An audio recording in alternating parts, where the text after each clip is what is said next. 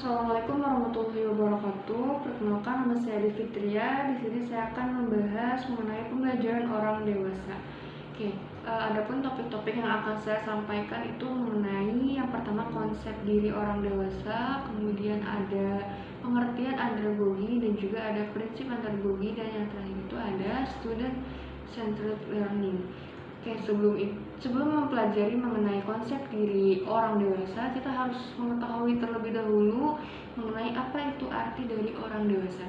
Jadi orang dewasa itu adalah orang yang telah memiliki banyak pengalaman, kemudian pengetahuan, kecakapan, dan juga kemampuan mengatasi permasalahan hidupnya secara mandiri. Jadi orang dewasa itu mampu menyesuaikan dirinya dengan keinginan para pemegang otoritas di atas dirinya sendiri.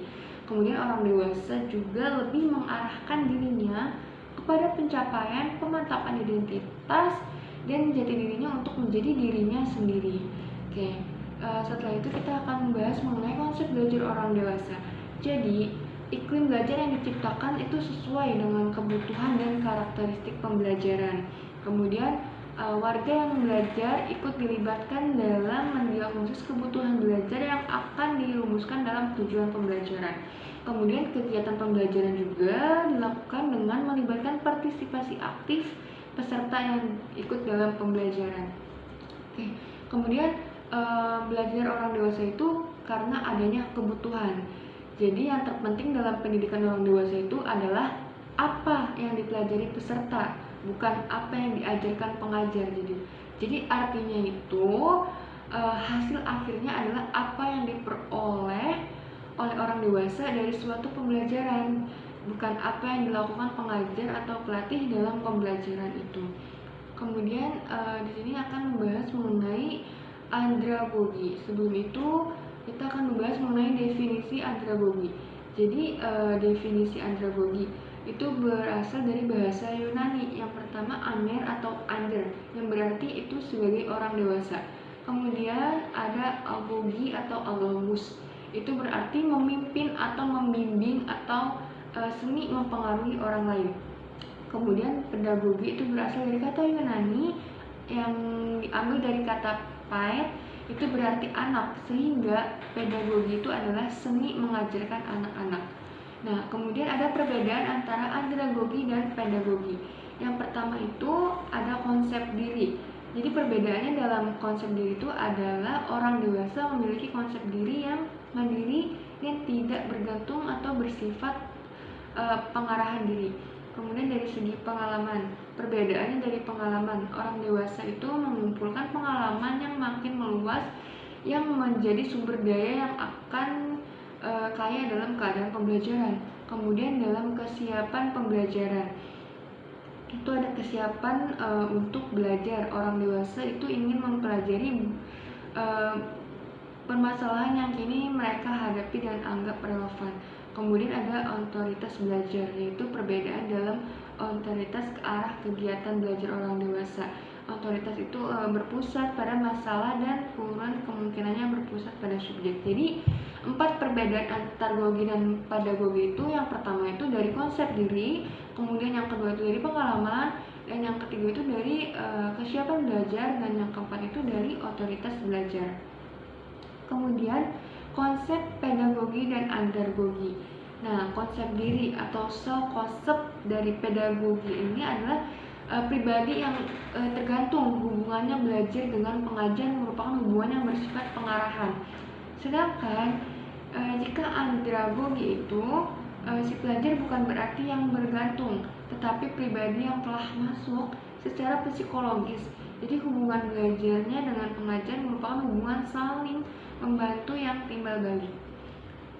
Kemudian dengan adanya tujuan pembelajaran andragogi, diharap ini dapat membentuk konsep diri pada setiap pembelajarnya atau pada setiap mahasiswi. Kemudian tujuannya juga untuk menambah pengalaman dalam menghadapi suatu masalah atau problem solving. Dan tujuan yang berikutnya itu diharapkan untuk menambah kesiapan dalam belajar mandiri, kemudian meningkatkan fokus untuk menyelesaikan masalah dan kepercayaan diri. Nah, kemudian kita ada prinsip pembelajaran dewasa. Jadi prinsip pembelajaran dewasa itu yang pertama adanya partisipasi secara sukarela. Kemudian yang kedua itu adanya perasaan respek secara timbal balik. Kemudian yang ketiga itu adanya semangat berkolaborasi dan kooperasi. Kemudian yang keempat itu adanya aksi dan refleksi. Dan yang kelima itu tersedianya kesempatan refleksi kritis. Dan yang keenam itu adanya iklim pembelajaran kondusif untuk belajar mandiri. Dan yang ketujuh belajar sepanjang hayat.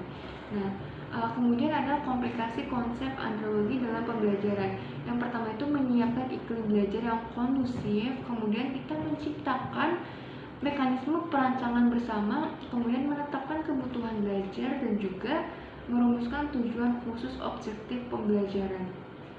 Nah, kemudian partisipasi dalam belajar.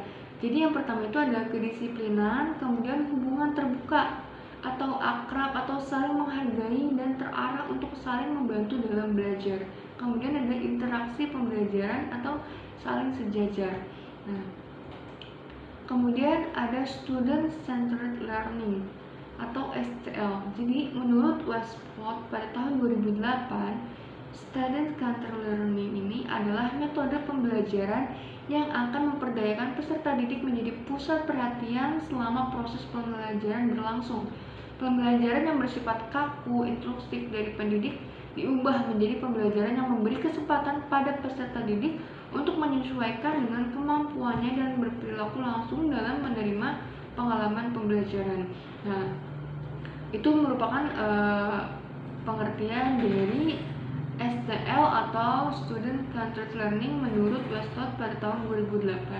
Kemudian SCL juga memiliki karakteristik nih.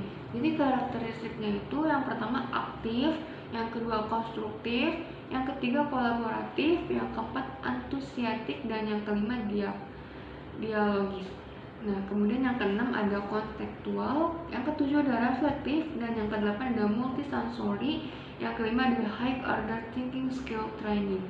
Nah, kemudian itu beberapa yang sudah saya sebutkan mengenai karakteristik pembelajaran dari student centered learning. Oke, cukup sekian pemaparan yang akan saya sampaikan. Kurang lebihnya saya mohon maaf.